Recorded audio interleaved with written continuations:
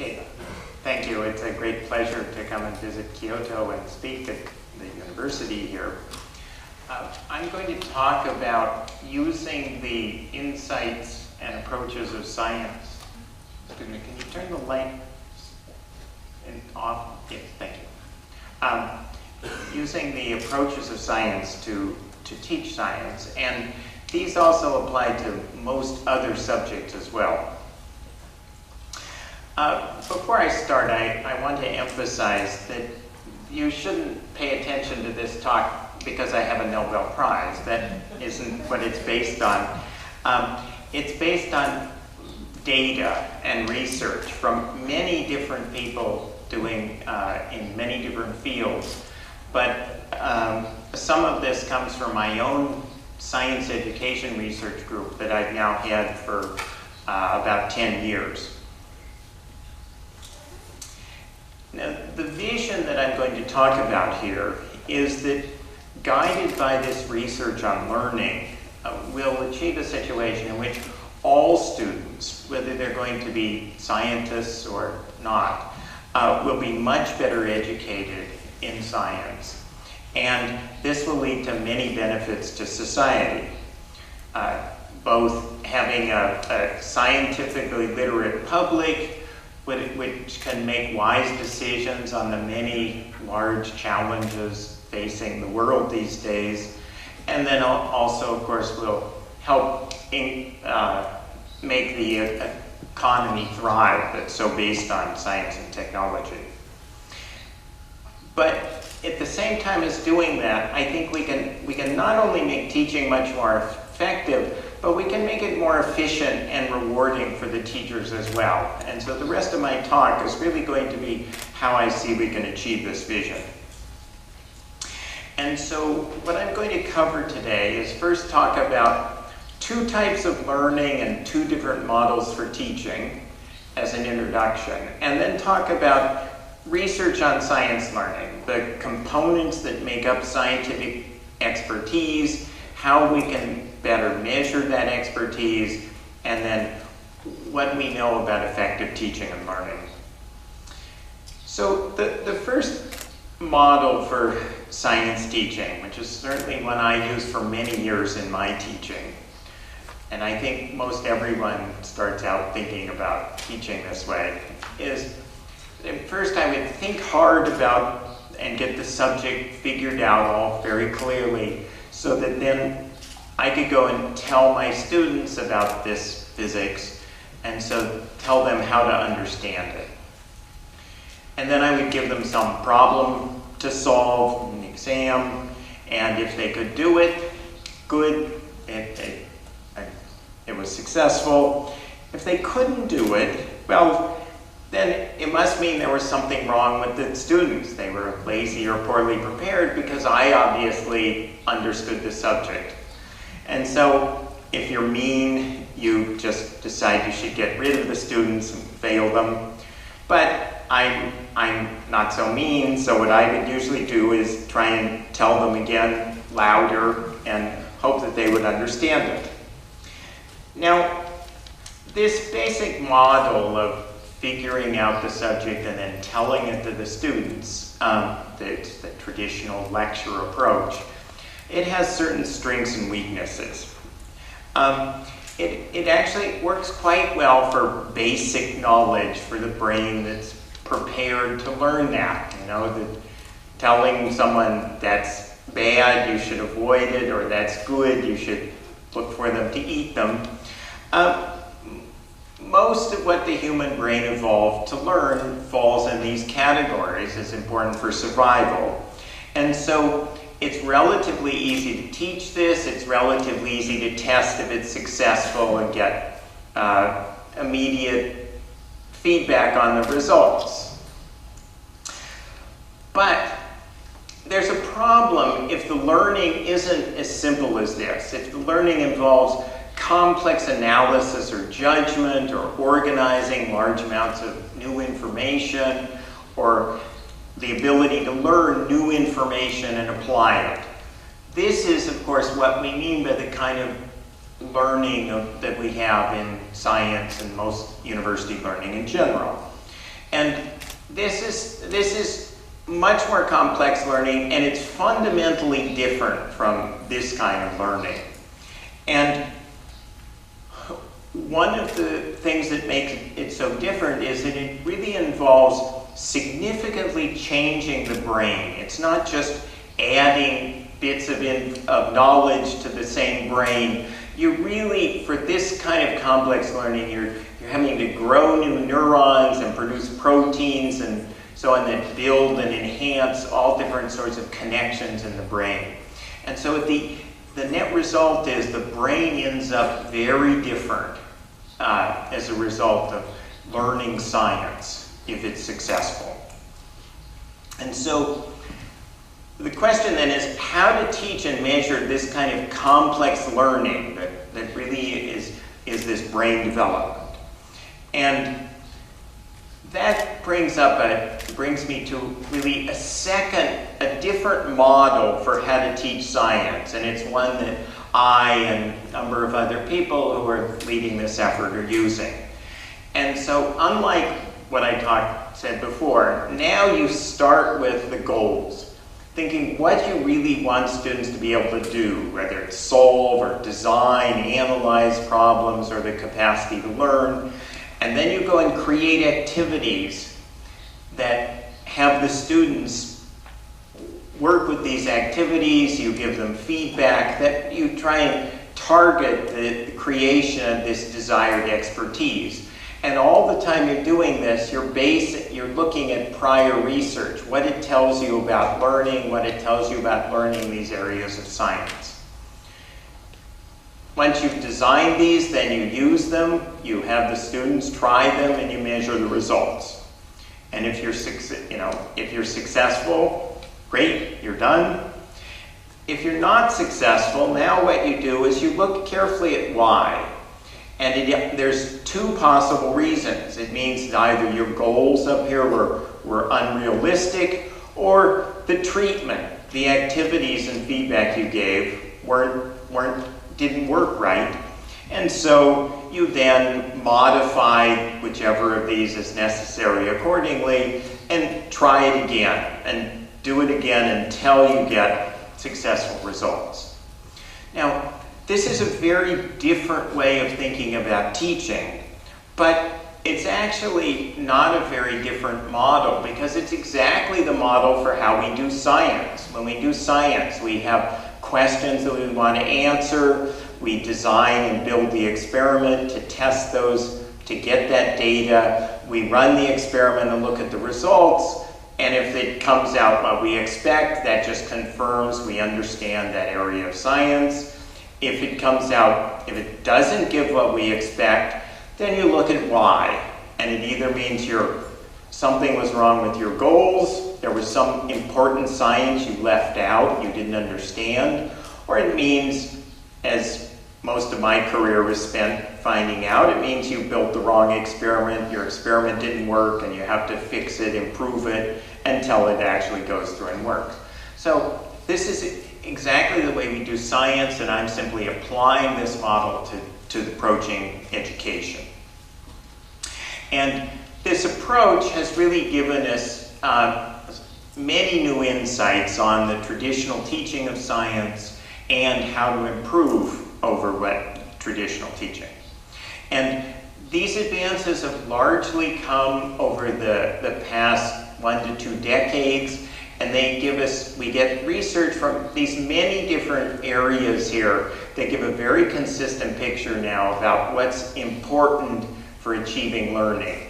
And this research comes from cognitive psychology studies about how people learn, different ways of thinking, classroom studies, mostly in the university science classrooms, and now, most recently, research about looking at the brain itself and how it functions. So what sorts of things has this research given us? Well, just to jump ahead, I'm going to give you the kinds of data that we get out from taking this new approach to teaching science. And so comparing here the model of just telling students which is the traditional lecture method, versus designing activities based on this scientific approach to teaching. And so if we look at just retention of information from lecture, that goes from something like 10% after, so only 10% of the information is retained, to nearly all of the information, more than 90% of it's retained 2 days later. In looking at mastery of basic concepts covered in a science course, that goes from 15 to 25% in the traditional lecture method, up to 50 to 70%, and this with long-term retention of this conceptual understanding. And finally, if you look about perceptions about science, what it is, how to learn it, these go with the traditional lecture method. Our data says that this becomes significantly less like a scientist. Use a scientific teaching approach, it gets much more like a scientist. So that's just data to show you we really can measure these things and see differences now. Finally, I want to say that these numbers, they improve using scientific teaching. They improve for both future scientists and non-scientists as well. The same methods help all parts of the student population. So let me talk about what goes into that and what has been learned from these studies. And I'm going to look at first what goes into identifying components of expertise and how expertise is developed, and then how to measure components of science expertise, and in particular what things the traditional exams that we give to students have been missing in determining what expertise they have. And then finally I'll finish with components of effective teaching and learning. Now, expert competence, research in expert competence is something that has been done extensively by cognitive psychologists. And they find that across a very wide range of different subjects, like historians, scientists, chess players, medical doctors, and so on, and many others, there are 3 basic components that make up expertise in all these different areas. The first is factual knowledge. Experts know a great deal of information and facts about their subject. That one is kind of obvious to people. But the others aren't so obvious. The second is experts have quite a unique mental organizational framework by which they organize all this knowledge and so that they can retrieve and apply it very effectively.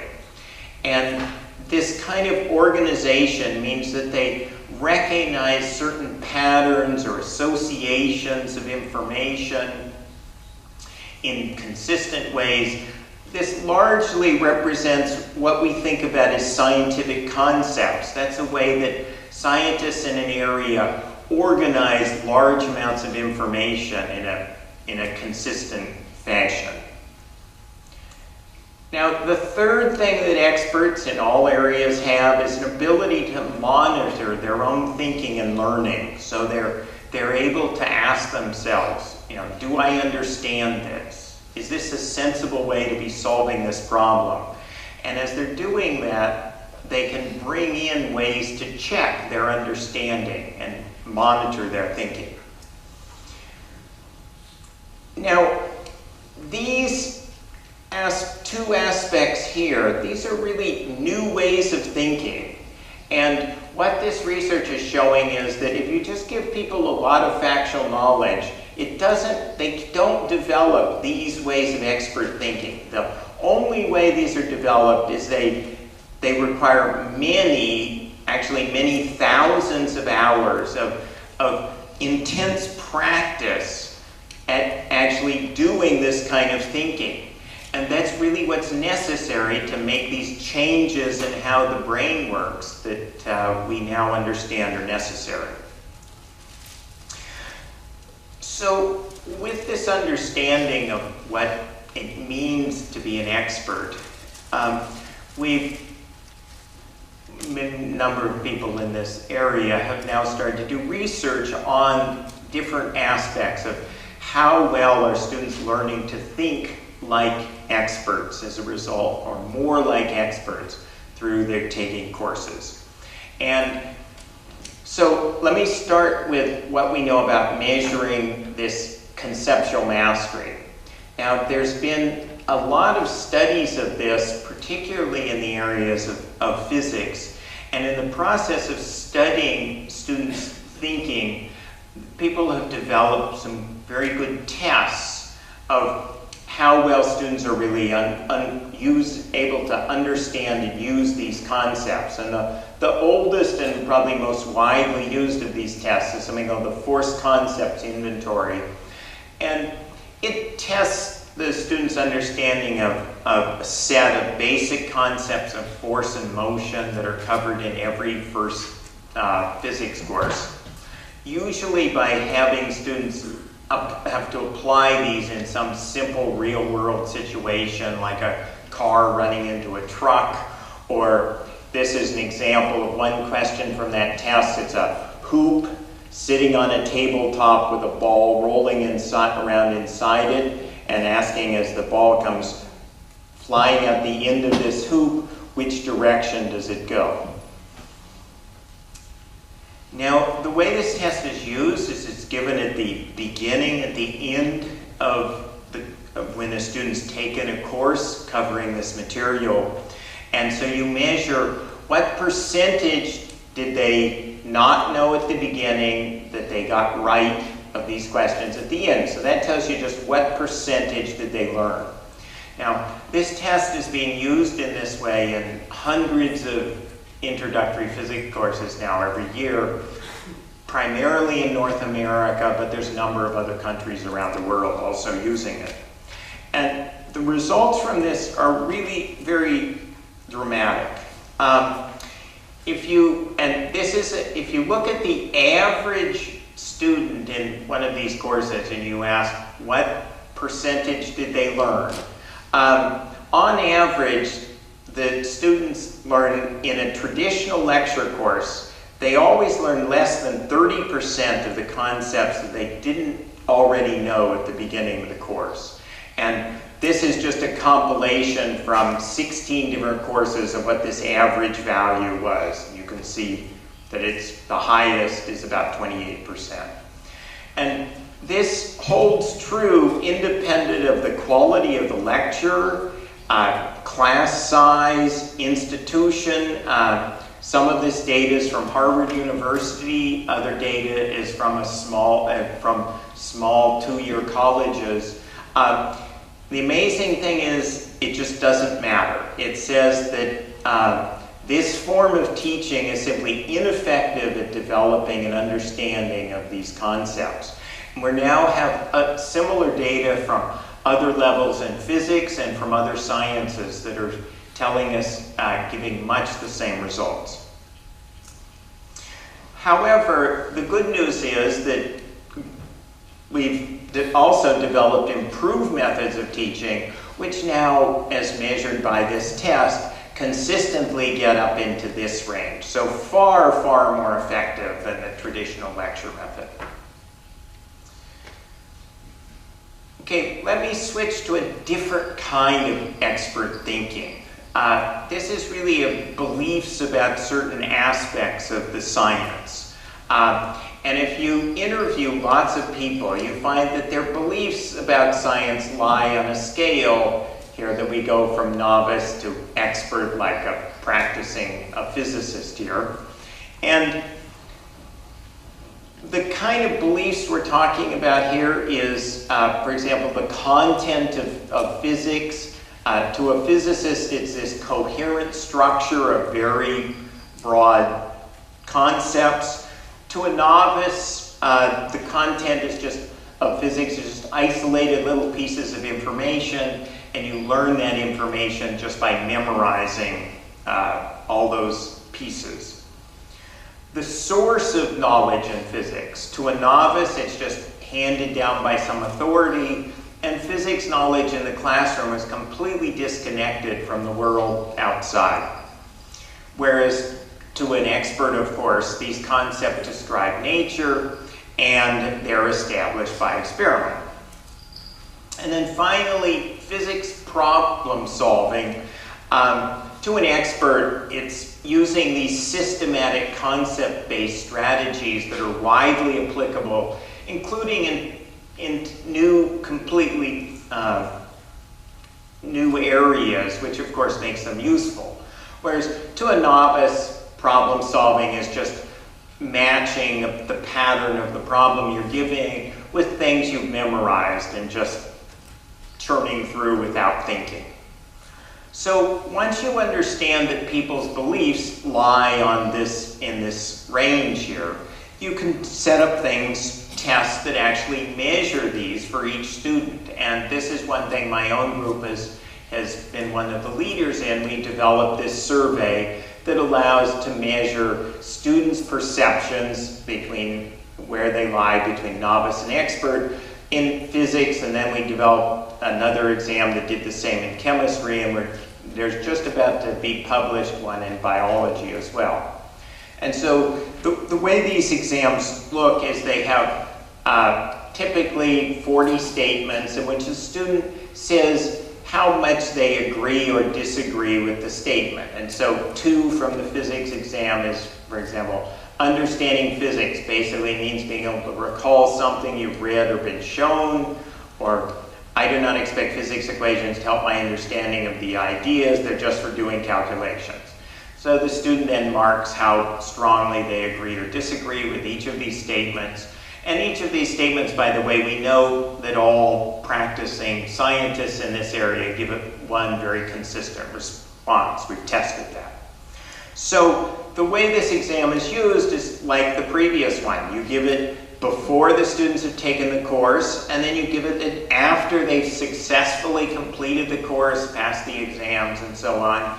And you want to see how did their perceptions of science shift as a result of having the course.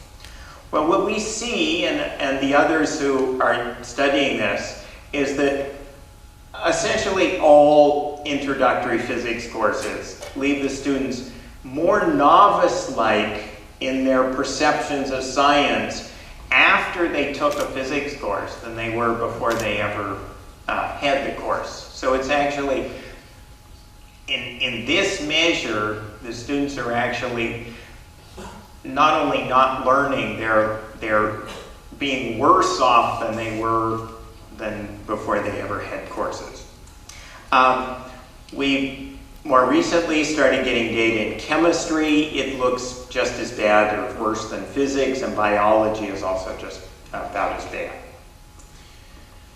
So, okay, so that's the bad news. Let me now turn to the good news things of what we know about effective teaching and learning.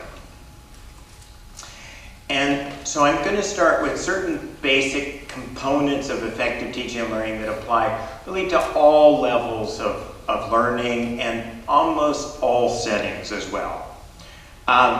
First is the importance of motivation, the need to connect and build on the prior thinking of the learners, the reducing unnecessary demands on working memory, and I'll explain what I mean by that. And then finally, the explicit practice of expert thinking in an extended and strenuous way. And emphasize the extended and strenuous practice here, because what brain research has shown in the last 10 years or so is that the brain develops quite differently than people used to think. Now we realize it's much more like muscle development. So if I want to build up a muscle, everyone knows I have to exert it as, very strenuously, and I have to do that over and over again, and that muscle gets stronger as a result. We now know that the brain acts much the same way. You have to make it really work very hard, and you have to do that over and over again, and it develops in response to that. Okay, so I'm going to go quickly through and discuss what research tells us about these different elements here. Motivation, there's lots of research on it. I'm just going to give basic ideas. The first is it's very essential. If someone doesn't want to learn something, they won't learn it.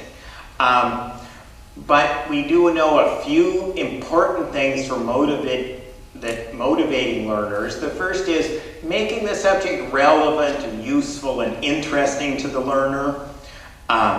Second is giving the learner a belief that they can master the subject.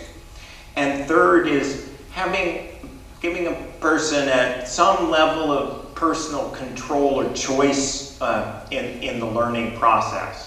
All of these things motivate people to learn much better. Second, connection with and building on prior thinking. That's just the idea that you're developing the brain, and so you have to understand where the brain is and how it starts of the person you want to be learning. And this prior thinking affects then all of these other aspects of what's important in them.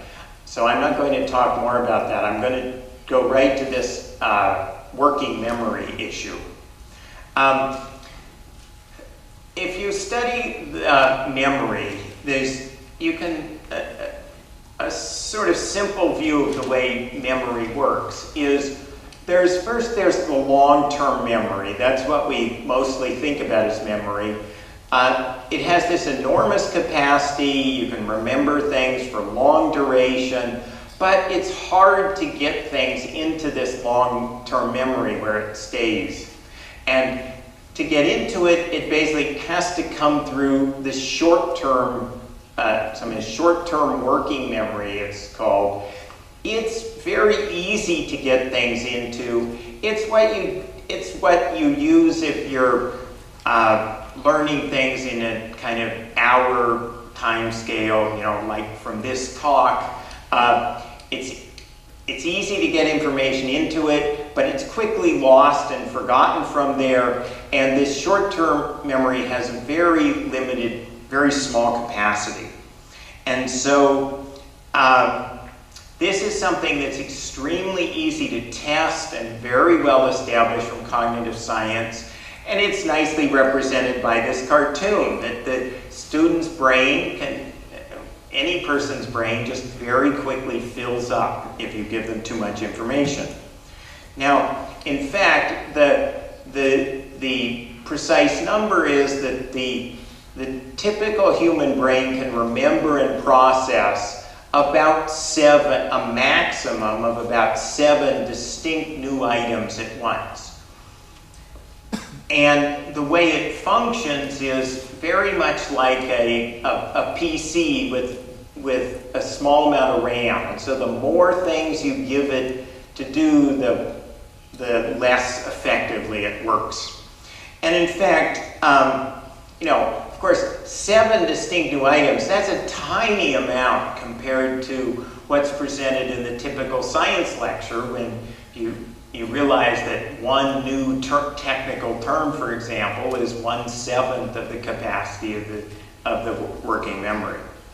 And so, because of this, what you would predict is that the amount of a person who doesn't know a subject they could process and remember from it would be a tiny fraction of what was actually presented. And this is exactly what the research shows.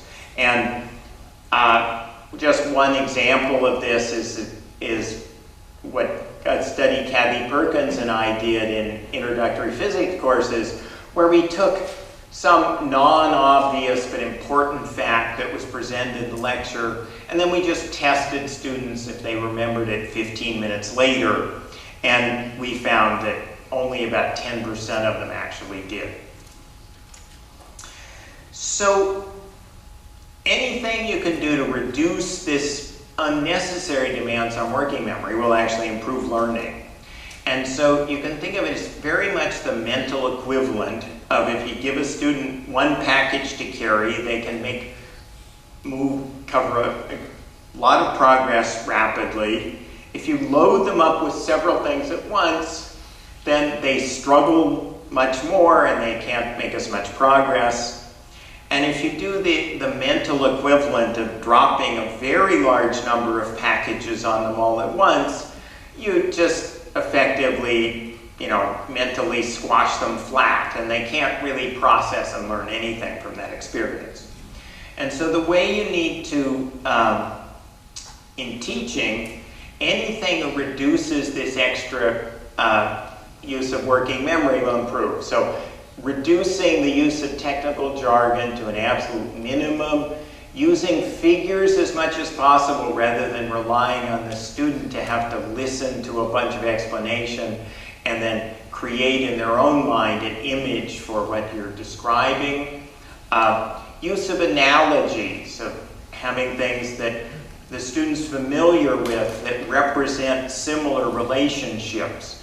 That greatly helps reduce the working memory because they can use their long-term memory as an aid. I will point out one very common teaching mistake that actually increases the demand on working memory. And this is a mistake that many people who are experts in a subject think would be the best way to teach something. That's that you'd present all the pieces of background knowledge and math procedures, and for example in physics, first, and then you would give the student some problem to solve and uses all these pieces and put them together to solve the problem. The problem with this is that this approach makes sense only if you already know the subject. If you don't know the subject, if you're the student, then all of these pieces here are just completely disconnected facts that you can only learn by memorizing them as separate things. This means it takes up lots of working memory as well as being rather boring to learn. And so actually a more effective approach is to start out by first presenting a problem to the students that's interesting. And then you bring in the facts and procedures as the steps to solve this problem.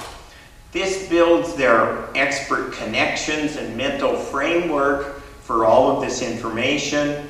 That means that it reduces the working memory because they don't have to think about these as all separate things. They're connected facts, and it's just one single item rather than many separate ones. Plus the fact it's much more motivating to learn because they see these are solving, there's a reason for them to learn. Okay, finally I'm going to move to the last item, which is how to give this authentic practice of expert thinking that you need to do over an extended, strenuous period of time. And so the first thing is you need to exercise the brain. So you need to give challenging but doable tasks or questions to the student. And these questions need to really think about what makes up expert-like thinking and involve the student have to use these. So thinking about concepts and developing models in their mind about how these work. And then recognizing what information is relevant or irrelevant for solving the problem. And checking if things make sense and why. And because these are all very much these kind of expert-like ways of thinking that develop only with practice. And so while you're doing this, then the teacher is very important for providing effective feedback to guide their thinking. And that means it needs to be very timely, right as they're thinking, and quite specific to guide them. And so in much the same way an athletic coach watches the students, the players on the team do things and immediately tells them what's the things that are good or bad, you need here the teacher to act as a cognitive coach to give it guidance to the students' thinking right as they're doing it. Okay, so that's in the abstract. How do you actually do this in class? In particular, I've been worrying about how to do it in large classes with hundreds of students, and how to use research and practices that work and use technology to help. And I think particularly with this large number of students, you have to use technology. One of the obvious ones is books. I'll talk about that in a minute, but other things are other kinds of technology I can explain. So now I'm going to give you an example of an actual lesson from my class in teaching basic electricity. So the students start with an assignment. Before class, they have to read the chapter on electric current, and from that, they have to learn all the basic facts and terminology. And then class starts out with just a short quiz to check that they've done that and reward the ones who did. That's motivation. But then the class, rather than me spending any time giving them information, they already got that from the reading. Then it's based around a series of questions. And so we would start with the question here that with this switches, this light bulb here will, and the students have to decide whether it's going to stay the same brightness, get brighter, get dimmer, or go out. Now, every student in the class has something called a clicker, and this is a device. It's like a very simple TV remote. It's about the size of this laser pointer with 5 buttons on it, and costs about $30. And the student picks which answer they think is right and presses the corresponding button here. And that signal is picked up by a computer that then records who the student was and which answer they chose. Normally, before I would tell the students what the right answer was, so they first have to answer individually, and that gets them really primed to think about it more. Then they would discuss in small groups. So throughout the large lecture hall, each small group there'd be students would break up into small groups, and for a minute or two they would discuss which was the right answer here and the arguments for them, and then they re-vote. And while they're doing that discussion, I'm going and listening in on them so I can get a better idea of what things they're confused about, what aspects they understand. And then we can show them, we can get them to give their reasoning, and we can show them then the response from the histogram of what all the students in the class, which answers they chose. Now, many times when we just then talk about the subject, talk about the question, but in this particular one I would use some more technology, which is a simulation. And so this is actually an interactive simulation from a project I run that's developed a lot of these, and you can, the instructor or the students can build any circuit they want. So I can try this out. So I would show this to the students, and then we would do the experiment of connecting it. They would see what happened. And so we would, in the class, I show them the simulation, and then there's a follow-up discussion of where I would review the correct and incorrect thinking. It turns out it's at least as important to talk about what answers are wrong and why for helpful guidance to the students as it is to talk about what's right. And then you go on to extend those ideas. You can, in a class like this, and particularly using those simulations, that generates many more questions from students where they're making predictions, asking about further things. That's really extending them, moving through the material you want to cover. So that's basically how the lesson would move. Now, I'll just review how this is practicing this expert-like thinking that I'm talking you want to do. You see, first, it starts out with a challenging but doable question. This is the question that I posed about the light bulbs.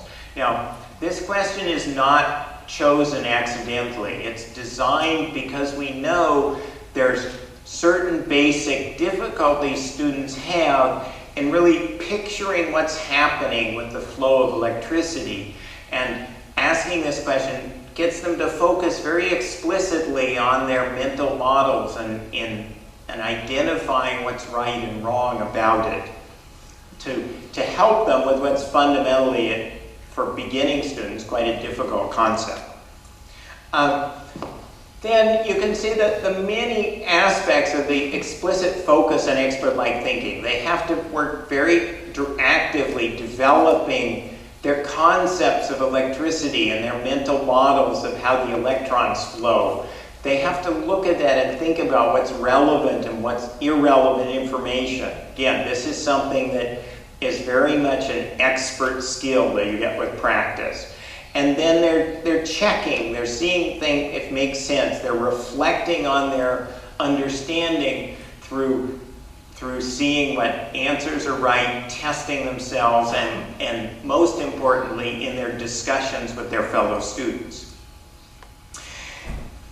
And finally, they're getting this critically important, timely and specific feedback, and they're getting it in many different forms, both from the discussions with fellow students and the feedback they get in that. They're getting by seeing the histogram of results from the different students in the class and testing themselves and getting the right answer. And then finally, they're getting it from the instructor, who at the end is discussing what's right and what's wrong. And because I, as the instructor, know much more about what their thinking is through the use of this technology, I can be much more useful in how I explain things. And then finally, they're very engaged in this. They're busy having to think all the time. They're exercising their brains, which is what I keep saying is absolutely the essential aspect of developing this complex learning. Now, this isn't a good start, but there isn't enough time in any class to really move students far along in developing this skills and expertise. There's just not enough time for the brain to change. It takes these many, many hundreds to thousands of hours. And so for true learning, what has to happen is there's got to be further practice of the students, and that really means extensive, well-designed homework that require the same kind of expert thinking and allow feedback to the students. And this has to be done repeatedly, over and over again. That's really what gets things into long-term memory. It's what establishes long-term retention of learning, this repeated practice spaced out over time. And so it's when you do these kinds of things, you put this into class, that you get this kind of data that I showed about before, with these dramatic improvements in learning compared to the traditional lecture method. So just to end here, in summary, I presented this scientific model for thinking about science education, and as I said, I think we can make good arguments. These apply to education in many different areas, not just science. It's clear we can achieve much more effective education, and it's more fun, both for the students and for the teachers involved in this. And so finally, if you want to learn more about this, here are some references ranging from a book from the National Academy of Sciences in the US on how people learn. This is a long, well-written book, and then they get shorter and more poorly written down to this short article I've written here that's available at this website. And then some of the specific research I mentioned, the research, this survey on beliefs and perceptions about science, and the research we've done looking at that is available at this website. And then these simulations, and we now have about 80 of these for teaching all different areas of science. Those are available at this website, and you just download them for free if you want. And then we have many more resources available to that website there. So I think I'll just leave this up for now, so if people want to make notes of these references, I guess they're in your books anyway. So I think now there's time for some questions. Is that okay?